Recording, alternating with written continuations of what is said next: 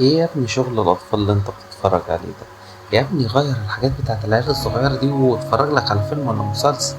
دي جملة دايما هتسمعها لما تيجي تتفرج على انمي، وناس كتير اوي هتقولها لك. اراهن ان ما كانش ابوك وامك شخصيا بيقولها لك. بس عندي سؤال، هو الانمي بيناقش ايه؟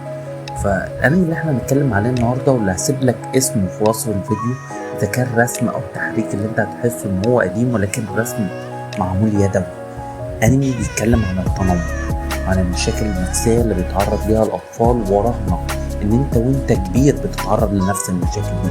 واحد من أقوى أنميات الموسم إن لم يكن أقوى.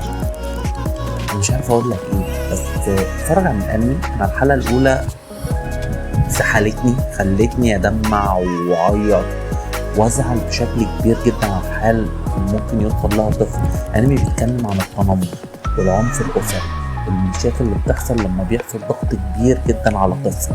وصدقني لو قلبت الحاجات دي كلها لشاب كبير وبيحصل عليه نفس التصرفات دي من تنمر أو ضغط أو أو عنف أسري، فصدقني هنوصل لنفس النتيجة اللي وصل لها بطل الأنمي في الحلقة الأولى.